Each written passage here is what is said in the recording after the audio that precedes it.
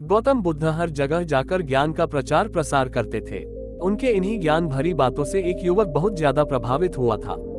उस युवक की एक बहुत बड़ी परेशानी थी। परेशानी ये थी कि वह उसके परिवार वाले नहीं चाहते थे कि वह उच्च शिक्षा हासिल करे। उसके रिश्तेदार और गांव वाले भी यही चाहते थे कि वह ज्यादा पढ़ाई ना करे, पर उसके मन में शिक्षा को लेकर एक अलग प्रकार का जुनून था। वह इस बात पर विश्वास करता था कि उच्च शिक्षा हासिल करके आप हर प्रकार की बाधाओं को पार कर सकते हो। लेकिन उसके इस सपने को पूरा करने में उसके घर वाले ही बाधा डाल रहे थे। एक दिन जब उसे पता चला कि उसके गांव में गौतम बुद्ध आए हुए हैं, तो वह बिना देरी किए हुए उनके पास पहुंचा। गौतम बुद्ध के पास जाकर उसने कहा, गुरुजी, एक बहुत बड़ी दुविधा है। दरअसल मैं उच्च शिक्षा प्राप्त करना चाहता हूँ, और दूसरी तरफ मेरे घर वाले हैं जो यह उच्च शिक्षा को लेकर पक्ष में नहीं है।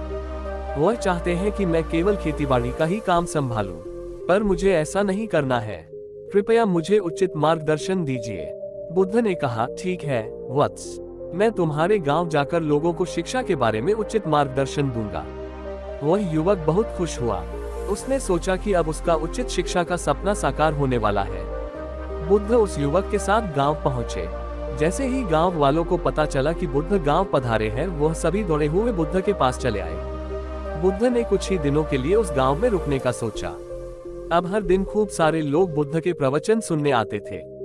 ऐसे में बुद्ध ने सोचा कि क्यों ना गांव वालों को शिक्षा जैसे विषय पर उचित ज्ञान दिया जाए। लोगों का आना जाना बना रहता था। एक दिन एक महिला भी बुद्ध के पास आई। उसके हाथ में 5 साल का बच्चा भी था। बुद्ध ने उस महिला से पूछा, कहो देवी, तुम क्या कहना चाहती हो?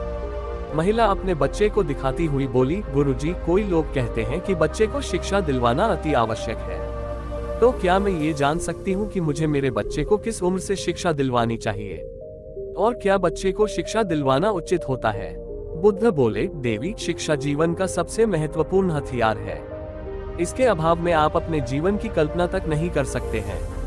और रही बात बच्चे को शिक्षा देने की, तो वह 1 साल से ही देनी शुरू कर देनी चाहिए।